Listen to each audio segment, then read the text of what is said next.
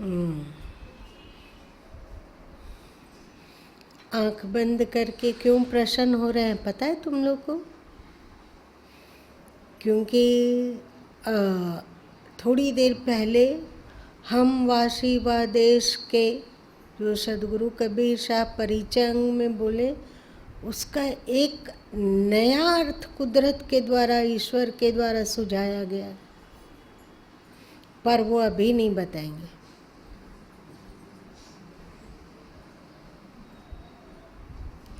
इंतजार करो कि वो क्या हो सकता है।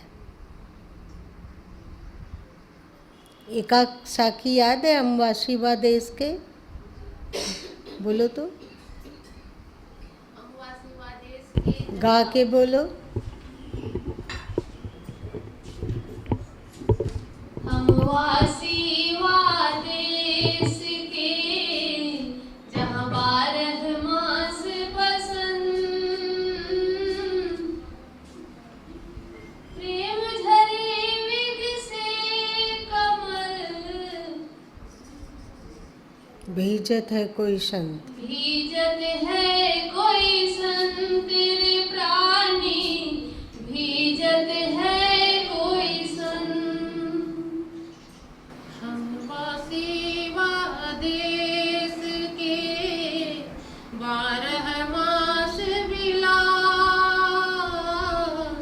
प्रेम करे बिग से कमल, तेज पुंज प्रकाश कबीरा, तेज पुंज प्रकाश।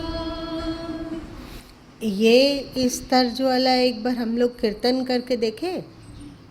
आप भाई लोग, तुम लोग, बहन लोग, चलो शुरू करो। जय कबीर साहब जय जय कबीर, जय कबीर साहब जय जय कबीर। पोथी पढ़ी पढ़ी जगे मुआ, पंडित भया न कोई। पोथी पढ़ी पढ़ी जगे मुआ, पंडित भया न कोई। भाई आखर प्रेम का, पढ़े सो पंडित होय। बता दें या उसको भी कल? अभी फीलिंग हुई जैसे कोई माँ अपनी बेटी की कोई तरक्की देखकर खुश होती होगी, वैसे वाली फीलिंग आई।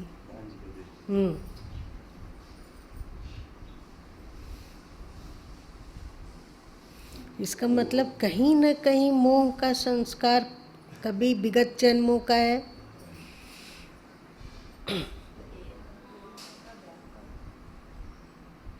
क्या?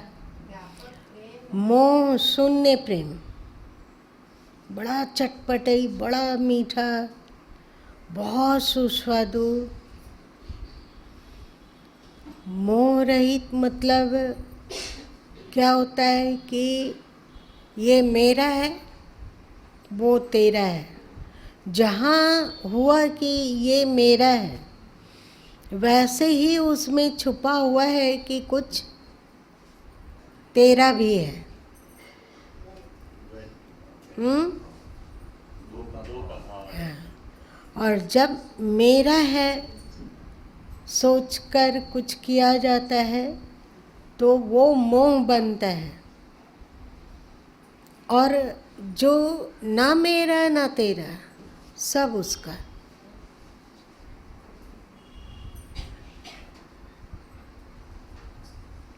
इसका मतलब ये नहीं है कि जैसे मोहम्मद साहब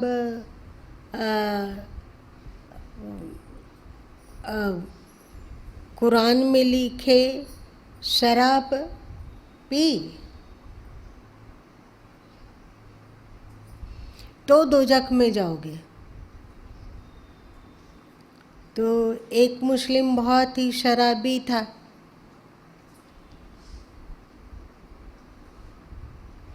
वो कहा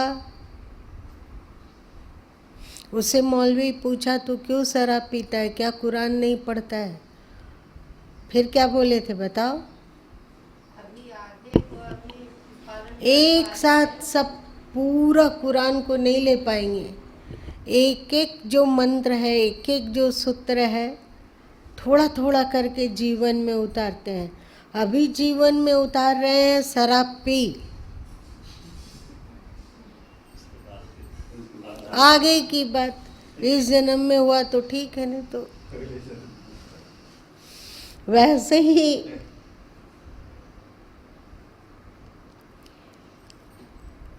दो तरह की बातें हैं कि जो मेरा सो तेरा और एक जो तेरा सो मेरा। तो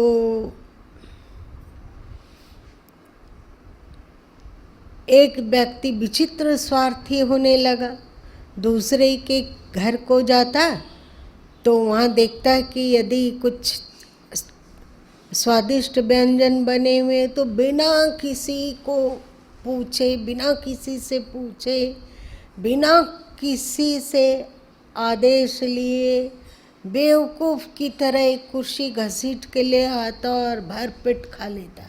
अंदर में लोग धीरे धीरे चिल्लाने लगे। किसी के घर में कोई कीमती चीज़ देखा तो सबके सामने ही वो उठा के पॉकेट में भर के चलना चाहता। तो एक दिन एक गृहस्थ के यहाँ जाके ऐसे ही हरकत कर रहा था तो गृहस्थ चिल्लाया कि तुमको तो हर दिन सत्संग में जाते देखते हैं, तुम्हें शर्म नहीं आती है इस तरह का हरकत करते हुए? तो व्यक्ति बोला कि मैं संत का उपदेश तो ही स्वीकार कर रहा हूँ, अभी आधा कर पाया हूँ कि जो तेरा सो मेरा, मेरा सो तेरा बाद में, जो तेरा सो मेरा। जो तेरा सो मेरा मतलब क्या होता है? हट बेवकूफ, कैसे नहीं तुम लोग सत्संग की बात समझते हो? जिस हेतु जिस उद्देश्य से गुरु माँ बोलते हो उससे तुम लोग अलग ही बोलते हो। जो तेरा सो मेरा मतलब जो दूसरे का है उसका उपयोग करने का हमको अधिकार है, क्योंकि जो तेरा सो मेरा, आपकी पत्नी मतलब मेरी पत्नी, आपका घर मतलब मेरा घर, आपकी संपदा वो मेरी संपदा, जो तेरा सो मेरा। संत का कहने का तात्पर्य ऐसा नहीं होता है। इस विचित्र और विकृत दृष्टिकोण में व्यक्ति स्वार्थ में अंधा हो रहा है ना। स्वार्थ के कारण इस तरह का पगलपना करता है।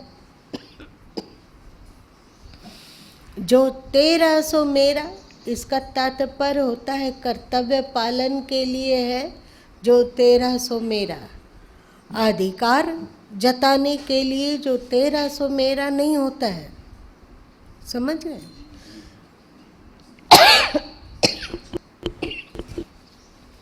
जब आप कहते हो, जब आप कर्तव्य करते हो तो जो तेरा सो मेरा, आपके बच्चे मेरे बच्चे, तो उसके लिए यदि हम कुछ 5 पैसा कर ही दे रहे हैं तो कौन सा बड़ा काम कर रहे हैं? तुम्हारा बच्चा क्या हमारा बच्चा नहीं है? ऐसे तुम्हारे दुख में हम किसी के दुख में सम्मिलित हुए और उसका सुख का ख्याल रखें तो अगला सुख कृतज्ञ होता है। तो आप कहें कि आपका दुख मेरा दुख नहीं है क्या? आप मेरे कुछ नहीं है क्या? कितनी बड़ी बात है। कर्तव्य के लिए जो तेरा सो मेरा, कर्तव्य के लिए वहाँ अहंकार होगा, क्या खाक होगा? दूसरे के लिए कुछ करें तो अहंकार हो, अकड़ हो। यहाँ तो जो तेरा सो मेरा, जो तेरी संततियाँ हैं, क्या वो मेरा कुछ नहीं लगता है?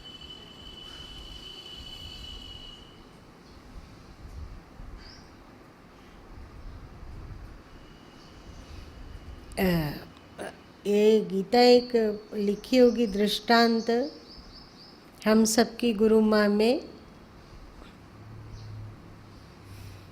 कि जब गुरु माँ बोर्ड परीक्षा दे रहे थे, उस समय मैट्रिक उसे कहते थे, तो इसकी फुआ गुरु माँ के साथ रह के बोर्ड परीक्षा दे रही थी।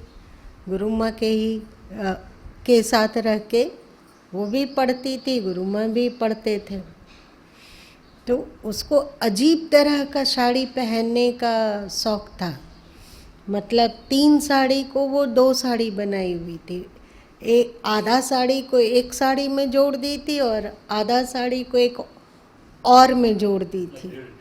1.5 साड़ी का एक साड़ी बनाई थी, जिससे कि उसका ढेर सारा प्लेट बनता था। उस समय 10वीं और मैट्रिक में साड़ी पहनने का ये था, लाल पाड़ का, तो ढेर सारा प्लेट बनता था, तो उसको अच्छा लगता था। लेकिन इसके घर में तो परंपरा है, प्रचलन है कि बेटा बेटी जितने हो सारा कपड़ा लत्ता अपना जितना भारी भरकम काम है सब माँ के सिर पर थोप दो।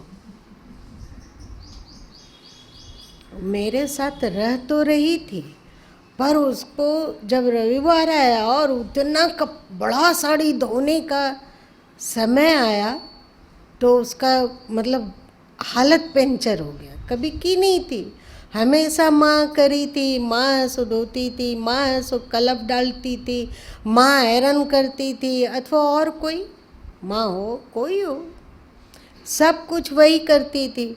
तो उसका हालत पंचर देख के बोले गुरु माँ कि लाओ हम धो देते हैं।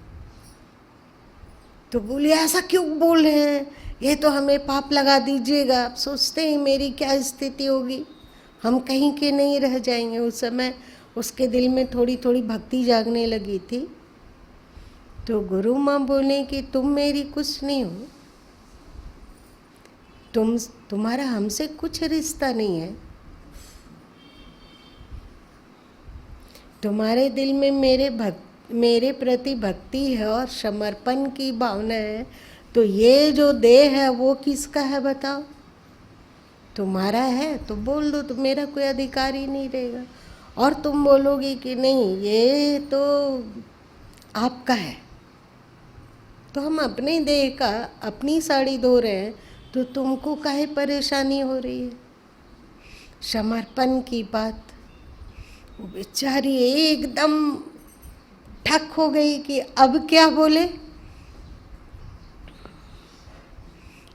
ऐसे में कोई क्या बोले बताओ? कुछ बोल सकेगा क्या? तो बोली नहीं, सब कुछ तो आपका ही है, तो हमें दो धोने के लिए। तो दे दी आसानी से। जो तेरा सो मेरा, बढ़िया से धोना। उसका अपने मेरी साड़ी हल्की थी तो उसको बोले तुम मेरी साड़ी धो दो, हल्की थी वो। बाकी सारा कलफ वलफ एम तेम सब गुरु माँ कर दिए। क्यों? जो तेरा सो मेरा। लेकिन ये केवल कर्तव्य के लिए। किसी की मदद करना हो, किसी को सुख पहुँचाना हो, किसी को कोई अपनापन के साथ सुझाव देना हो, अथवा किसी का कुछ हित करना हो, तो वहाँ पर जो तेरा सो मेरा। इसमें कोई अहंकार नहीं होता है। इसलिए जब इन लोग ट्रस्ट के बारे में कुछ कुछ बोलते हैं कि नहीं ट्रस्ट से ये सेवा कार्य हो रहा है, ये सेवा कार्य हो रहा है, तो गुरु माँ को बिल्कुल नहीं समझ में आता है कि इतना क्यों गुण गाया जा रहा है। जो हम लोग कर पा रहे हैं वो सोचो कि बालू का एक रेत है। क्या हम लोगों में क्षमता ही क्या है, शक्ति ही क्या है, और असली कर्ता तो ईश्वर ही होते हैं, और जो जिसके लिए किया जा रहा है क्या वो पराये हैं? ठीक है कि उसे हम नहीं पहचानते हैं, उसका नाम नहीं जानते हैं, वो कहाँ से आती है सो भी नहीं पता है, कौन आता है सो भी पता नहीं है, पर क्या वे कोई दूसरे हैं? क्या कोई गैर हैं जिसके लिए किया जाए तो फूल के कुप्पा हो जाए कि हम ऐसा कर रहे हैं? आप लोग अपने बेटा बेटी के लिए करते हैं तो फूल के कुप्पा हो जाते होंगे?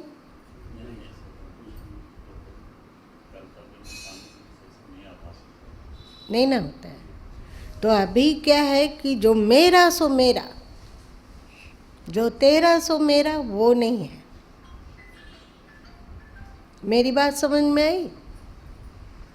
हम अपने बच्चे के लिए जो कर्तव्य करते हैं एकदम आह्लादित होकर, कोई भार नहीं लगता है और कोई अकड़ भी नहीं आती है, तो क्या हम छोड़ो दूसरे के लिए, क्या हम अपने भाई के बच्चे के प्रति जो कर्तव्य करेंगे क्या उतना ही अहोभाव होगा? क्या उसमें उतना ही अपनापन होगा? क्या उसको करने में कोई अकड़ नहीं होगी? जैसे कि अपने बच्चों के लिए हम करते तो कोई अकड़ नहीं होती है कि हम अपने बच्चे को पाले पोसे, वो रोता था तो हम जागे। माँ बाप को ऐसा अकड़ होता है क्या? नहीं होता है। तो क्या आप अपने भाई के बच्चों के साथ ऐसा ही व्यवहार करें, कर पाएंगे? ठीक से सोच के बताओ, कर पाएंगे?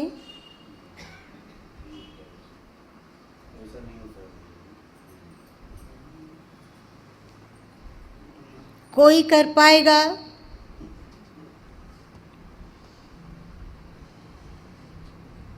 और यदि कर दिए तो क्या उसमें अकड़ नहीं होगा? तुमको कुछ याद है हम तुम्हारे लिए क्या क्या किए हैं सो,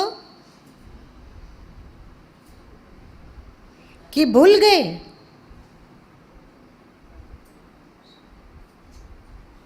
होगा कि नहीं? अपना बच्चा जिसको हम पाले पोसे वो नालायकी करता है तो हम उसको चिल्ला के डपट के नहीं बोलते कि तुमको याद नहीं कि हम तुम्हारे लिए क्या क्या पापड़ बेले, आज हमें तुम आंख दिखाते हैं। ऐसा नहीं हो। तुम ऐसा करता है, आज से तुम्हारा और हमारा कोई संबंध नहीं है, निकलो हमारे घर से, ऐसा बोलेंगे? नहीं बोलेंगे। लेकिन अगर वही गलती भाई का बेटा करता हो तो ऐसा बोल सकते हैं?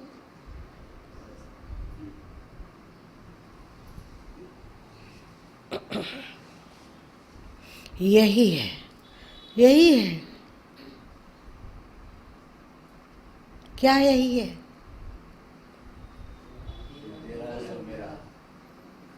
यही फर्क है गुरु माँ के दृष्टिकोण में और आपके दृष्टिकोण में। मतलब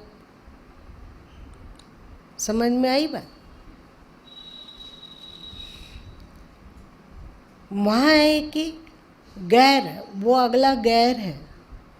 हमें भरोसा है कि कोई भी गुरु माँ के पास आता होगा अथवा कोई दिक्कत लेके अथवा कोई समस्या लेके, उतना ऐसा नहीं है कि अर्थ से उसे मदद किया जा सके, ऐसी स्थिति भी नहीं है और ज़रूरत नहीं है। अर्थ देने वाली दुनिया में बहुत हो सकते हैं, बैंक तो लोन दे ही सकता है ना?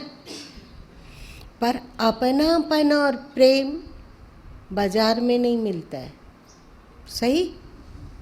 आप उसे बैंक से लोन नहीं ले सकते हैं, आप किसी से उसको उधार नहीं ले सकते हैं। ले सकते हैं? नहीं ले सकते हैं। पर गुरु माँ के पास एक दौलत है, वो मेरा नहीं है। आज सुबह सुबह सदगुरु कबीर साहब का पद आ गया, एक ही लाइन आया और दिमाग एकदम तरोत्तर हो गया। अचल सुहाग राम मोहि दीन्हा, एक सदगुरु कबीर साहब का भजन है, अचल सुहाग राम मोहि दीन्हा। यदि अचल सुहाग मिला है तो हमने नहीं पाया, राम ने मुझे दिया। ये पद आया और इतना भाव विभोर मन लगा कि यदि कुछ गुण इस जीवन में प्रकाशित हो रहा हो तो ये अचल सुहाग तो उन्होंने ही दिया है। उन्होंने ऐसी बुद्धि बनाई, उन्होंने ऐसा सोच दिया, वरना हमारे में इतनी ताकत कहाँ से आएगी। तो अचल सुहाग राम मोहि दीन्हा के अनुसार कोई भी आता हो, कुछ भी परेशानी में आता हो, तो और तो गुरु माँ कुछ नहीं दे पाते हैं, पर अथोर अपनापन जो भी आता है उसको कभी नहीं लगता है कि गुरु माँ कोई गैर है और उनसे हम वे हमें कोई गैर सुझाव दे रहे हैं, ऐसा नहीं लगेगा। लगता होगा, ऐसा हमें लगता है, फिर पता नहीं कि ये सच है कि हो सकता है मिथ्या भी हो। कोई भी आता हो तो उसको जब कोई सुझाव दिया जा रहा हो अथवा उसे कहा जा रहा हो तो शायद अगले को भी अनुभव होता होगा कि कितना अपनापन है। आप आओगे तो आपको लगेगा कि हमारे प्रति तो बहुत अपनापन है गुरु माँ का। कोई और आएगा तो उसको भी लगेगा कि इतना अपनापन। कोई तीसरा आ जाएगा तो उसको भी लगेगा इतना अपनापन। गुरु माँ के पास अभी सबसे बड़ी दौलत है अपनापन बांटने का। इसमें कोई अधिकार नहीं है क्या? ये अपनापन बांटने पर आप लोगों से शुल्क लिया जा रहा है, अथवा कभी अकड़ दिखाया जा रहा है कि हम देखो तुम्हें कितना अपनापन देते हैं, याद करो उस दिन का। कोई अकड़पन कैसे? अपने ही तो हैं, दूसरे के को अपनापन दिया जाए तो अकड़ होगी, और सब तो अपने हैं, तो अकड़ की कहाँ बात आ गई? पर अधिकार के समय में नहीं। आप ऐसो कुछ अधिकार दे देते हो तो वो आपकी कृपा है। गुरु माँ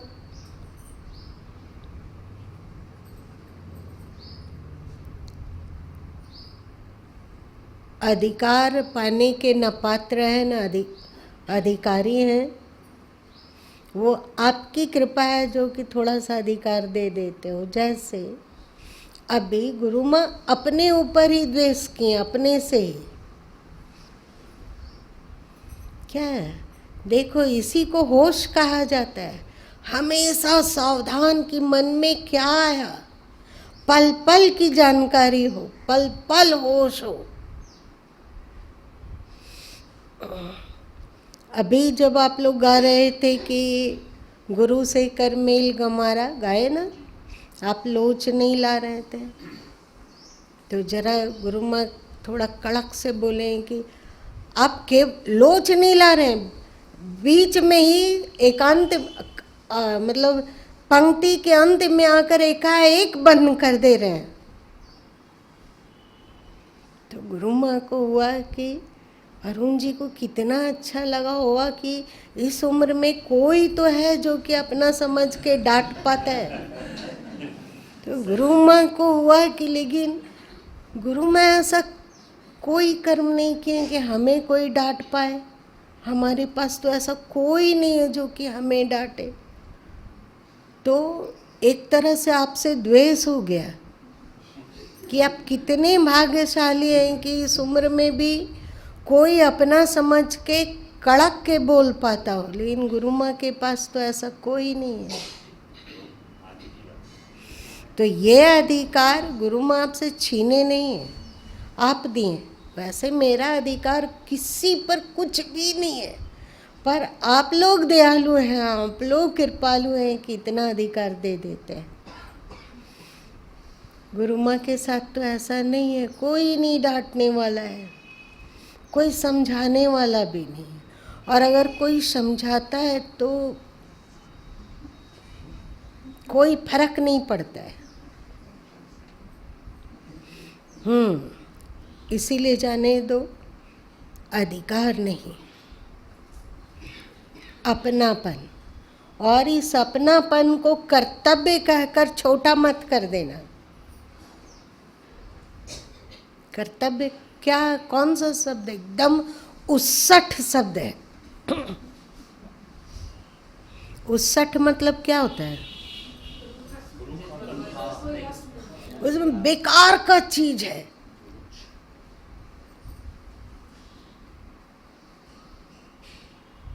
ये कर्तव्य नहीं, ये अपनापन। अपनापन कोई कर्तव्य नहीं होता है, ये स्वभाव होता है। समझे? जैसे ही आप बोलते हो कर्तव्य, कर्तव्य आप अपने भाई के बेटा बेटी लोग से निभा सकते हो, पर बोलते तो हो कि हम अपने बच्चों के प्रति जो कर्तव्य है उसको कर रहे हैं, लेकिन वैसी बात नहीं है, कर्तव्य नहीं है। आप अपने बच्चों के लिए ऐसा इसलिए कर रहे हैं क्योंकि बच्चों से आपको अथोर प्रेम है, अथोर अपनापन है। तो गुरु माँ के इस अपनापन को कर्तव्य नाम देकर बौना मत बनाना। समझ में आई?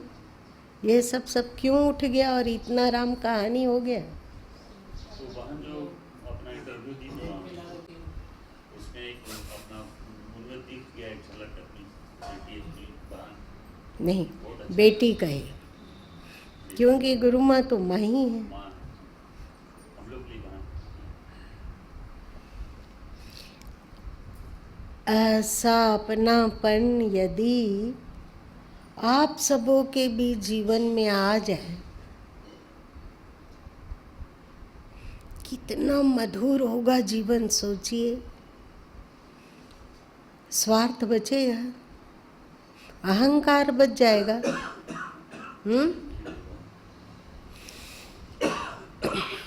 जब गुरु माँ सो बोर्ड परीक्षा नहीं दिए थे तो सरकार प्रभु 1 महीना लगभग बोर्ड परीक्षा का बाकी था, तो सरकार प्रभु का एक पेट का ऑपरेशन हुआ था। तो गुरु माँ लोग को मनाए कि हमें सेवा करने के लिए जाने दीजिए, जहाँ जाएंगे वो पराया घर तो है नहीं, वो तो आप ही का परिवार है, हम वहाँ पर बढ़िया से रहेंगे, जाने दो। तो माँ ऐसो जाने दे दी थी, पिताजी भी सहमत हो गए थे। जब वहाँ गए तो सरकार प्रभु को जानकारी मिली मंजू लोग से अथवा जोगेश्वर बाबू लोगों से कि ये विवाह नहीं करना चाहते हैं। तो सरकार प्रभु सबको ही का आग्रह था कि गुरु माँ को समझाया जाए। तो सरकार प्रभु अपने 1-2 बहुत ही भक्त और बहुत ही निकट शिष्य बच्चे लोगों का गुरु माँ के सामने प्रस्ताव रखे कि उससे विवाह कर लेने पर आप जैसा जीवन चाहते हैं वो जीवन आप भरपूर जी सकते हैं। हमें सबको समझाता गया। गुरु माँ एक ही बात बोले कि क्या आपके खानदान में ऐसा होता है कि कोई माँ अपने बेटे से विवाह कर ले? गुरु माँ तो जहाँ जन्म लिए वहाँ ऐसा नहीं होता है कि माँ अपने बेटे से विवाह कर ले, ऐसा गुरु माँ जहाँ जन्म लिए वहाँ नहीं होता है। क्या आपके खानदान में ऐसा होता है? ऐसा बेतुका जवाब कोई गुरु से देता है क्या? गुरु को कोई ऐसा बेतुका जवाब देता है? तो सरकार प्रभु बोले कि नहीं, ऐसा कहीं नहीं होता है, भारत के किसी कोना में नहीं होता होगा। तो गुरु माँ बोले फिर हमें विवाह करने कैसे कह सकते हैं? वो समय क्या उम्र रही होगी मेरी? 15 साल तो इसलिए अपनापन को कर्तव्य मत कहना, गुरु माँ के अपनापन को। और जो तेरा सो मेरा मतलब अधिकार के लिए नहीं, कर्तव्य के लिए। थोड़ा सा फैल के देखो, थोड़ा सा अपने प्रेम को, जो हम लोग का सिकुड़ के क्या हो गया, सुखंडी रोग होता है ना कोई कभी कभी, कि कोई पैर सूख के एकदम पतला हो जाता है हड्डी जैसा। आप शायद नहीं होता है क्या? बहुत कम। तो अभी हम लोगों को सुखंडी रोग हो गया है। हमें प्रेम करना आता है, पर केवल अपने बच्चों से और अपने परिवार से, और किसी से नहीं। थोड़ा सा प्रेम को बढ़ा के देखो, दूसरे से अभी नहीं, पहले अपने ही भाई लोगों से प्रेम करके देखो, अपनी बहन से प्रेम करके देखो। बहन लोग जितना प्रेम अपने बच्चों से अथवा अपने परिवार से करती है, उतना प्रेम जेठानी अथवा देवरानी के बच्चे से करके देखे। हो सकता है क्या? हो सकता है, करके देखो। उसके बाद तुम लोग भी चिल्ला के कहोगे कि अचल सुहाग राम मोहि दीन्हा, जो आज सुबह सुबह गुरु माँ के दिमाग में आ रहा था। ये मत बोलना कि आप लिखने पढ़ने का काम करते हैं कि अजीब अजीब संकल्प करते रहते हैं।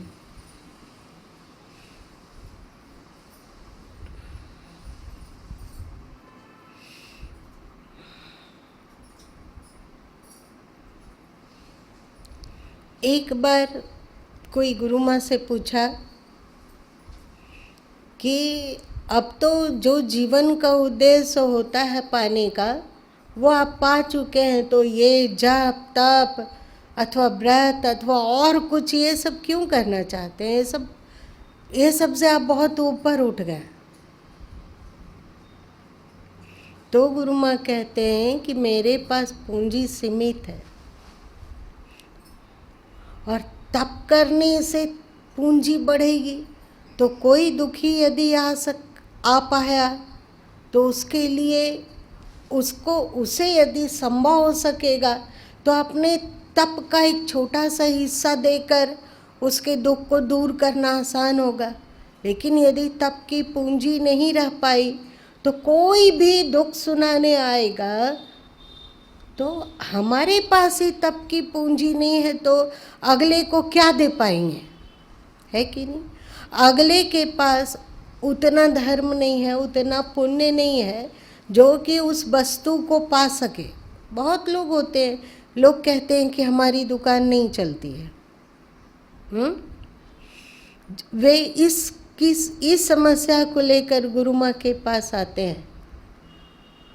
तो उनके भाग्य में झांका जाए तो पता चलता है कि उनके भाग्य में अभी ऐसा कुछ भी नहीं है कि उसकी दुकान फिलहाल चले या और कुछ हो। तो वहाँ पर यदि तप की अपने पास तप की पूंजी रही तो एक छोटा सा तप का हिस्सा उसको दिया जा सकता है कि नहीं? जिससे उसकी दुकान चले। तो क्या उसकी दुकान चलेगी तो गुरु माँ उस पर दावा करेंगे कि तुम कमाते हो, हमें हर इतना दो, हर रोज दो? दावा करेंगे? तो तप भी करो क्यों? दूसरों के लिए। लेकिन दूसरे यहाँ कौन है?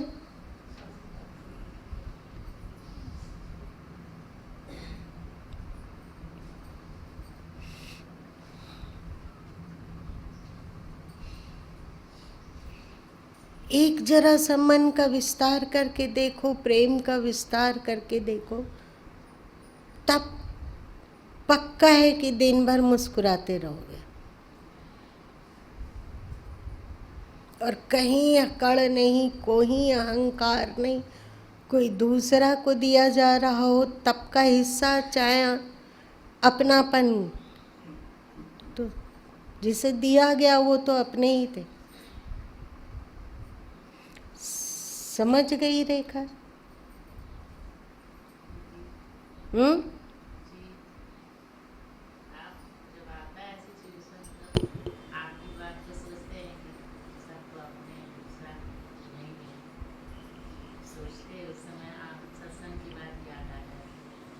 इसका मतलब ये सोचकर फिर क्या अपने आप को प्रेरित करती हो? नहीं नहीं, इस बात को याद कर सोचो कि हम लोगों को में भी अपनापन बढ़ना चाहिए। किसके प्रति?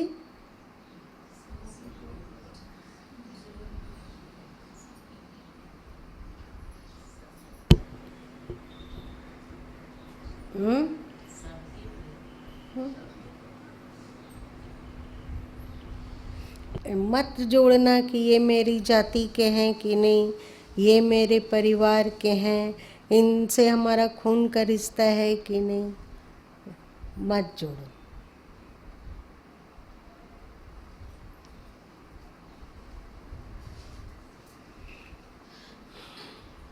चला जितना ही रहने दे। कितना अच्छा हम लोग कीर्तन के लिए सोच के चले थे। कीर्तन ही हो गया हमारी, कीर्तन ही हो गया, कीर्तन से बढ़ते चल, लेकिन वो वाला बात माँ हम लोग कल याद दिलाएं। कौन सा? जो आज सुबह में और याद करो रामवासी, हमवास। कल बोल भी सकते हैं, नहीं भी बोल सकते। याद दिला।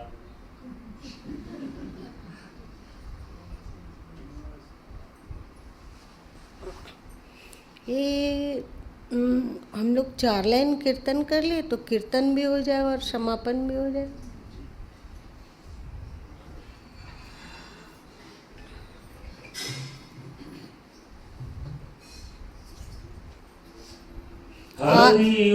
आज बच्चों को अपने माँ बाप से प्रेम करने में भी हिसाब किताब लगाना होता है कि सही है कि ये है, करें प्रेम की नहीं, कुछ मिलेगा उससे कि नहीं। अगर वो अपने माँ बाप का थोड़ा सा सहयोग कर दे रहा है, उनकी देख रेख करता हो, अथवा उन्हें अर्थ के रूप में कोई मदद करता हो, और क्या है लोगों के पास। हमें तो लगता है कि बाकी तो एकदम आदमी कंगाल है, उसके पास यदि कुछ है थोड़ा सा तो वो है अर्थ, है ना। बाकी ना अपनापन है, ना प्रेम है, ना और कुछ है। तो यदि अपने माँ बाप को वो इतना भी कुछ अर्थ दे पाया और उनकी सेवा में लगा पाया तो उसको अधिकार हो जाता आंखें तरेरने का। क्या हो गया भारत को? और यदि वो कोई सेवा कार्य नहीं करता हो तो भी उस कर्तव्य हो या ना हो, पर आंखें तरेरने का उसको अधिकार है। आप बताइए, आपका जो भविष्य निधि बैंक में कटती थी वो पैसा को आप क्या किए? किसको दे दिए? कहीं आप सारा का सारा पैसा अपनी बेटी को तो नहीं दे देंगे। चौकन्ना रहना होगा, हिसाब किताब लेना चाहिए। वो अपनी कमाई का हिसाब किताब दे या ना दे। आप कौन होते हैं मेरा हिसाब किताब लेने वाले? ऐसा लोग बेटा लोग कहेगा माँ बाप को। लेकिन बाप अपनी कमाई में से किसको क्या दे रहा है और किस कहाँ खर्च कर रहा है, उसका सारा हिसाब किताब बेटों को चाहिए।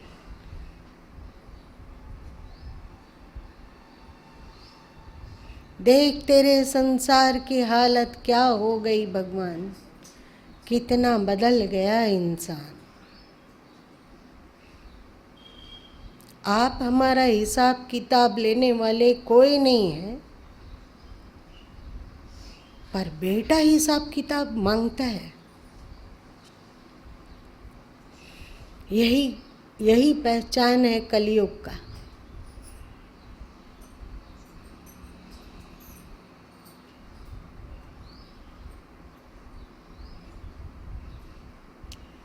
इतने ही रहने दो। दुख वाली चर्चा होने के कारण मन दुखी हो गया कि क्या हो रहा है, कैसा समय आ गया।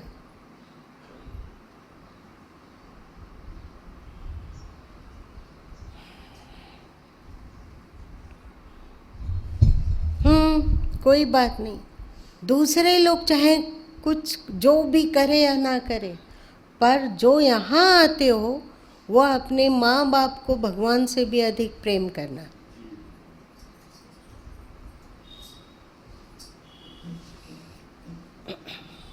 अपना कर्तव्य पालन करना। हमेशा केवल मेरे लिए माँ तुम क्या कर दी, बेटा लोग माँ बाप से कहता है ना कि आप हमारे लिए क्या किए। ऐसा जब कोई बेटा बोलता है तो वहाँ पर गुरु माँ का अपनापन तिरोहित हो जाता है और लगता है कि पास आए तो उसको एक झन्नाटेदार थप्पड़ दिया जा सके। इतना नालायकी, इतना बकवासी बात बोलने का उसको हिम्मत कैसे हुआ। मन करता है एक झन्नाटेदार थप्पड़ मारने का। बोलता रहता है जय श्री राम जय श्री राम, और करतूती करता है क्या देखो। यहाँ जो आए ऐसा मत करना। कोई करते हो क्या?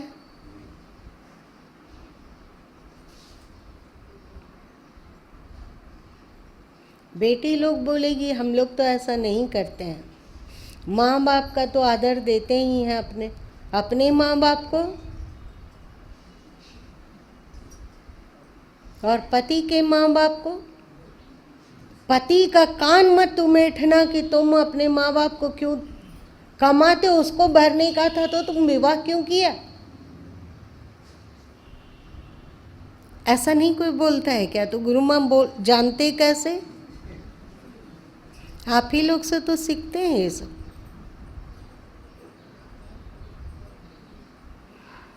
और ये दिन भर माँ बाप से फ़ोन में चिपके भी मत रहना। तो हम लोग के लिए कोई आपका कर्तव्य नहीं है। जब देखो तो माँ बाप को फ़ोन लगा के बैठ जाते हैं और इस तरह नाटक चाटक मचा देना कि पति विवश हो जाए कि चैन से जिंदा रहने के लिए ये जो बोलती है उसको मान लेना चाहिए। हथियार डालने में पुरुष से बड़ा तो और दुनिया में कहीं है ही नहीं।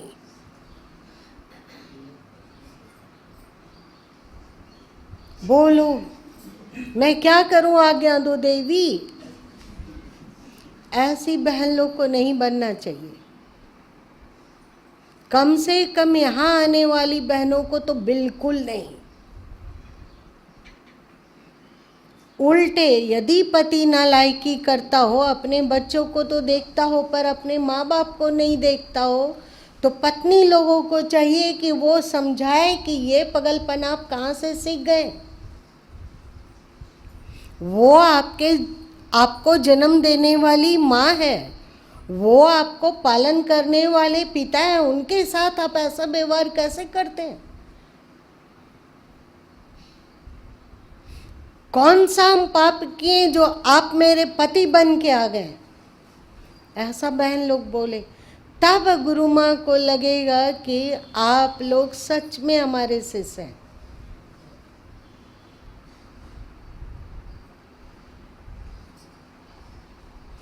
जो अपने माँ बाप से प्रेम नहीं कर पाता है, दिमाग गुरु माँ का वहाँ से अपने आप तटस्थ होने लगता है कि ऐसे सारा अपनापन तिरोहित हो जाता है और लगता है कि ये हटो, नज़र से भी दूर हट जाओ, देखने का मन नहीं है, तेरे चेहरे को भी नहीं देखना चाहते हैं। और तुम्हें अपना तप का हिस्सा और अपनापन का हिस्सा देना, ये तो बहुत दूर की कौड़ी है।